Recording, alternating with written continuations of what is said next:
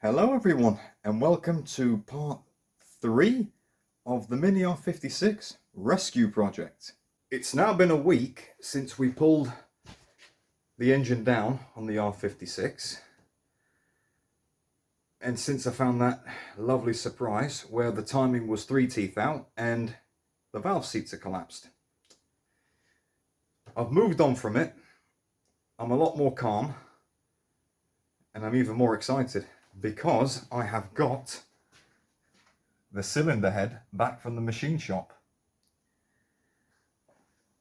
We have also honed the block and fitted some new piston rings with some big end bearings.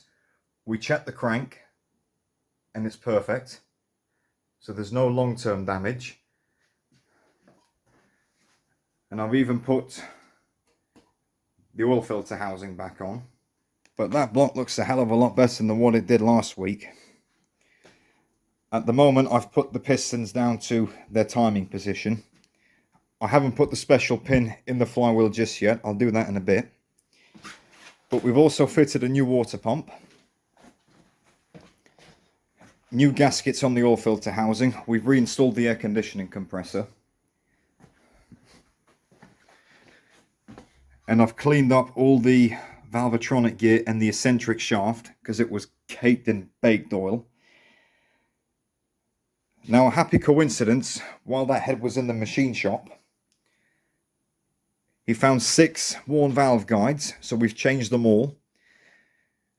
And we put a complete new set of valve seats in it, as well as some new valves, because 2 of the exhaust ones were bent. So we decided to put a complete set in. We've got a new radiator cowling mount for the front.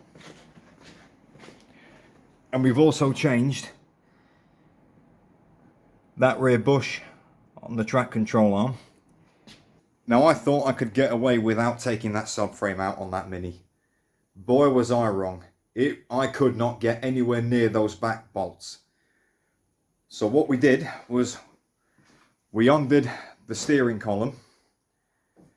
We undid all the bolts on the right hand side of the car. We took all the bolts out the rear end of the subframe on the left. Took the main bolt out and put it back in 2 threads. Disconnected the drop links off the anti-roll bar and lowered it down about 8 inches, which allowed me to fiddle the new mount on. What a horrible job. On the R53, we had the whole subframe out because it was baked in oil and crap. But it is what it is. The suspension work's all done now, so I can focus mainly on the engine. So, let's get the cylinder head rebuilt. I also opted to get some new hydraulic tappets because 3 of the exhaust ones came apart when we took them out. This is why the strip down wasn't recorded as well as I liked it, because finding all that, I was so upset and so angry. I just focused on getting it stripped down, finding out what parts we needed, and getting on with the job. Initially, I was going to put another engine in this, but there weren't any available at the time, and there still isn't. So we went for a rebuild. But at least now I know this engine is going to last with all this work done to it. I will record as best as I can putting the engine as well as the head back together now. We didn't record the block because, well, you know, we needed to concentrate on that. So let's get on with it. We're going to get our tappets in first.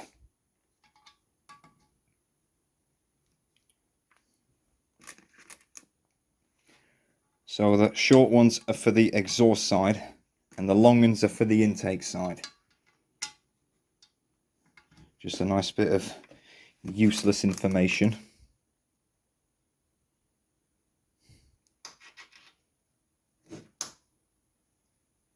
Oh, that's good.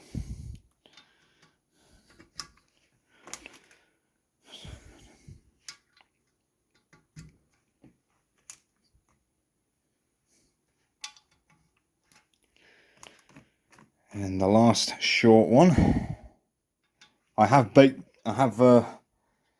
soaked them in oil. Sorry for the poor camera angle. This is a bit fiddly. So next up we can put our rocker arms in. Now these only fit one way and it's going to be a bit... There we go, that just clicked on. Yeah, that's on. 8 of these.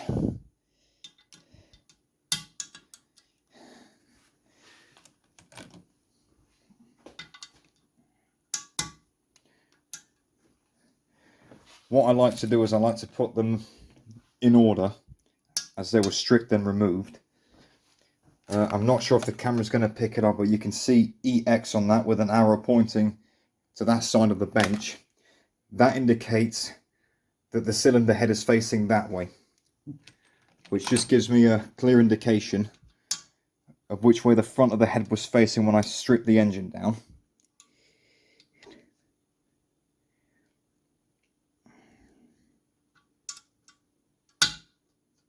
That's it.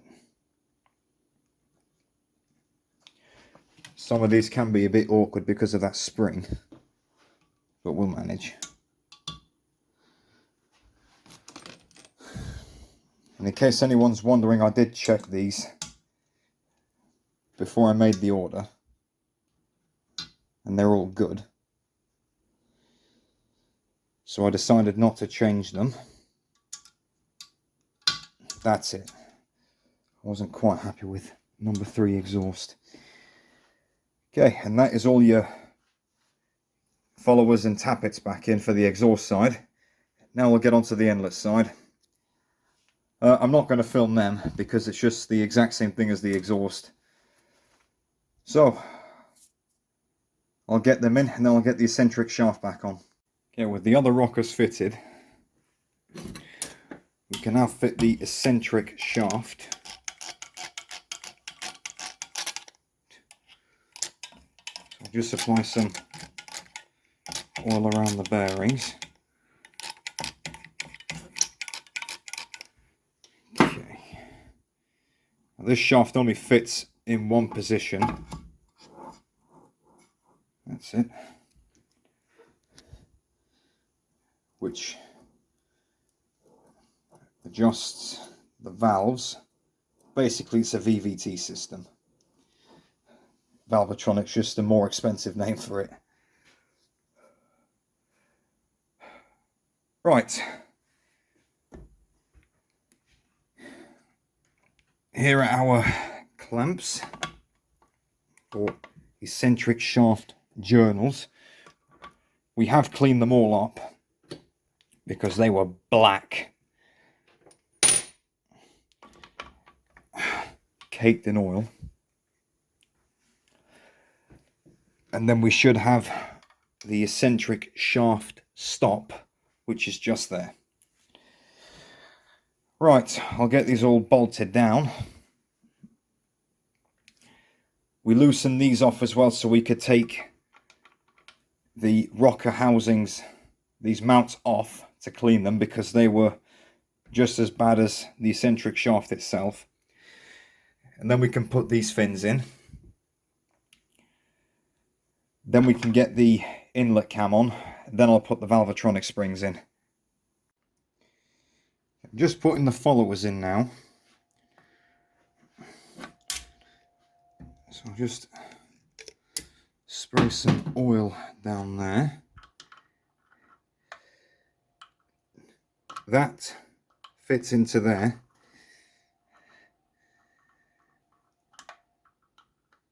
Like so, and pushes down. Same with this one. Lube it up first. We just want to avoid any initial metal to metal contact when we fire up the engine. Now excuse the poor camera angle, but these are bloody fiddly to do with one hand. But I'll try my best. Just switch hands over. That way up, yep.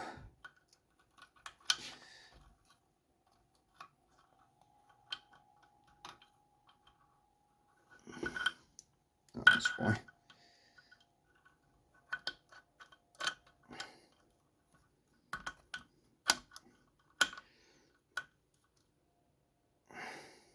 Yeah, sorry about that. I couldn't film putting the last rockers in because my hands got a bit slippery. Because obviously I'm lubing everything up as we go along. But we've got all 8 of them in now. The eccentric shaft hasn't gone tight, which is excellent. I'm just now in the process of putting the inlet cam back in.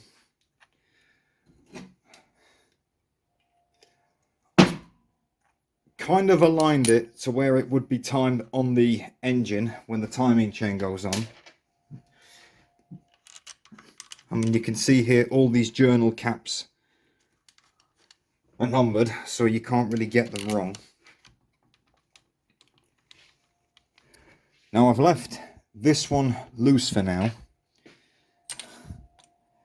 until I put that piece back on there like that. So if we just start those bolts,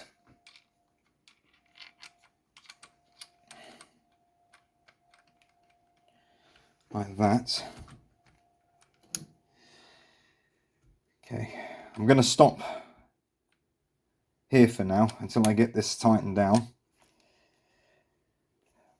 But I'll report back in a bit.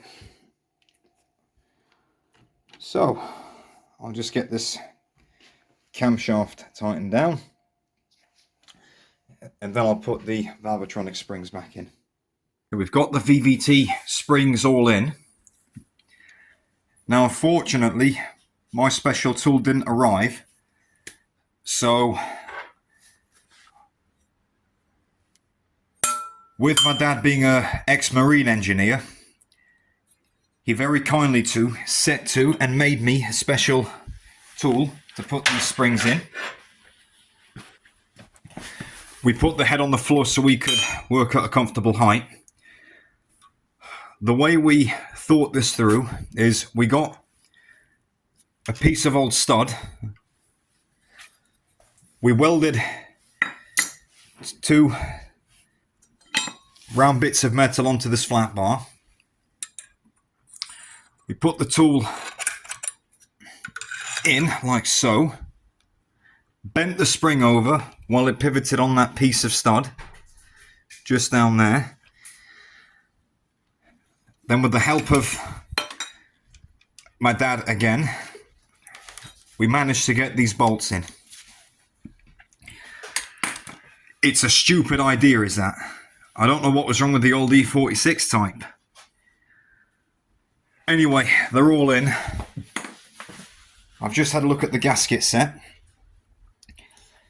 In our special goodie box, we've got some O-rings for these VVT solenoids. Now, apparently these are the same part number, but I marked exhaust. So, I'll get those O-rings changed and then next to go on. And they fit in there. And one just in there. Then we can put this back plate on. I'll use the vacuum pump to define the position so we can get a perfect seal. Then we can put the head back on the engine. But that took the better part of an hour. But at least we've got them in. Well, if it ain't one thing, it's something else at the moment. We've got the head back on. We've got the water pipe and the thermostat housing back on. But I've got the wrong timing chain kit. So that's sort of scarpered my plans for this weekend. Never mind. I'll get the manifold prepped and ready to go in instead. Just swapping out the sealing rings. These three. I've got two here and one, I think, dropped on the floor. Oh well. It is what it is. Well, after fixing that screw up with the timing chains, they're finally on. We've done our 2 turns, everything lines up. All the cams lock in place and the crank locking pin fits in. So I'm gonna declare that timed. I've put the water pump drive back on with our new friction tensioner. The inlet manifold's all bolted down. The bottom pipe's on, as well as the thermostat housing. So I'm going to put the exhaust manifold back on. Now, you saw me take that off, so I won't film that. I'll get the engine mount assembly back on. I've got a few bits left. I'll get the outer crank pulley tightened back on. We did put a new crankshaft oil seal in with one of those stupid applicators. I don't know what was wrong with making a conventional seal for these, but it is what it is. But yeah, we're slowly but surely getting there. I'll get that throttle body cleaned up.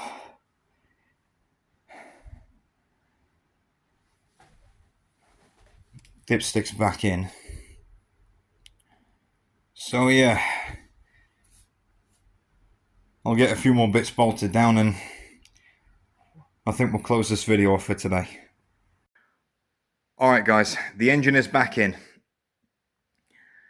Now, since the last clip we did, which is about a week ago, we got insanely busy and then we had some trouble at the shop. So this video sort of, well, the filming part of this, the installation and rebuild actually got shelved because this didn't take priority because it's my personal car.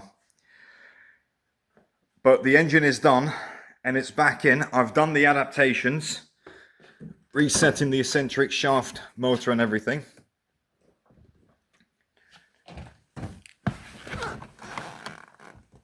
And she sounds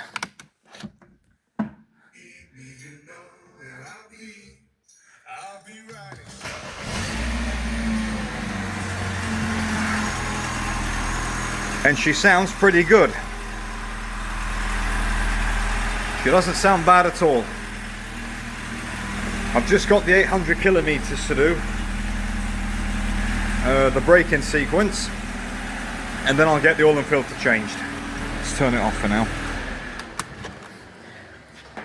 I have run it up to temperature and had it out.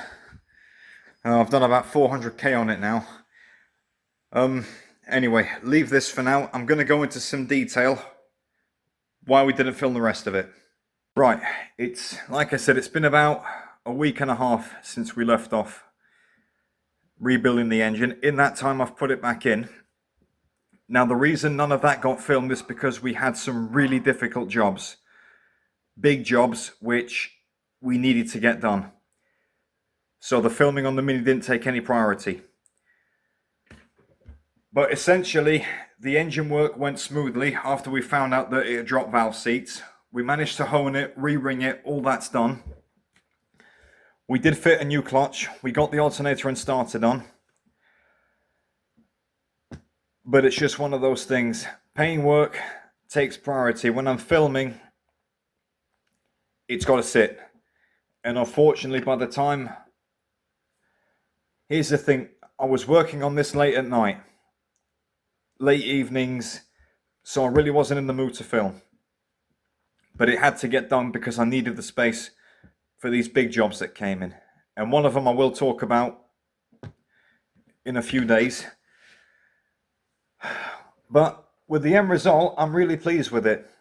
The rebuild, stripping it down, it didn't go as smooth as we'd like because we found all those issues.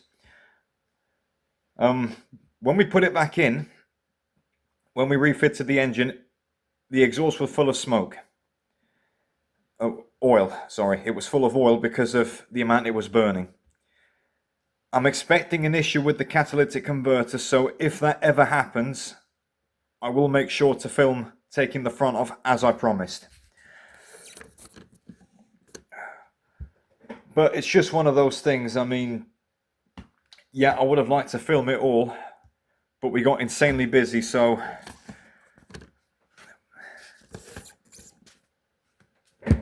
the series got shelved along with the car. But it's all done now. The engine, as you saw, sounds sweet as a nut. So yeah, I'm really happy with it. I found a few more niggles that need fixing, but it's nothing major. We did manage to get the A-pillar trim sorted, and I'm actually going to show you what that looks like. Okay, this is a new A-pillar trim for the R56. It's held in with 4 clips, which have noise dampers on them, then 4 screws. The way you change that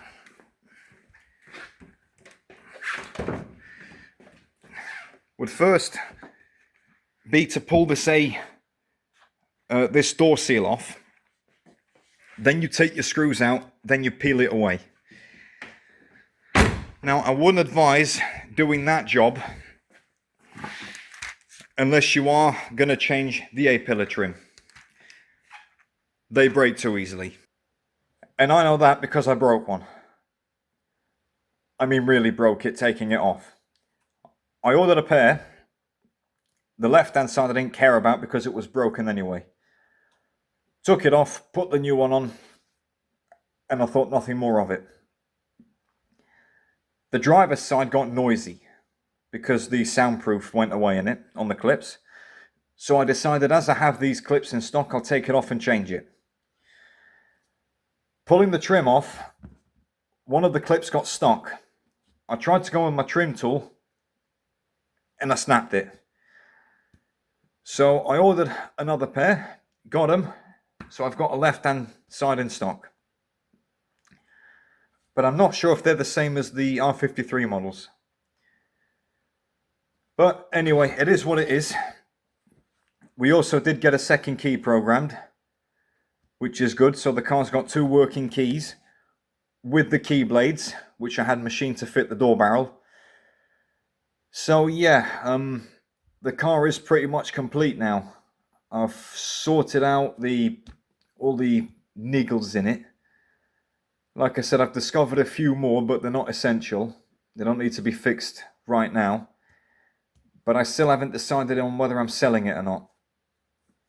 I'll drive it for a while and see what I think. Anyways, that's it for now. Again, really sorry we couldn't film reinstalling the engine and finishing it off, but it was just a time situation. I really had to get these big jobs done, and I will talk about one of them maybe next week. So, thanks again, guys, and I'll see you all in the next one.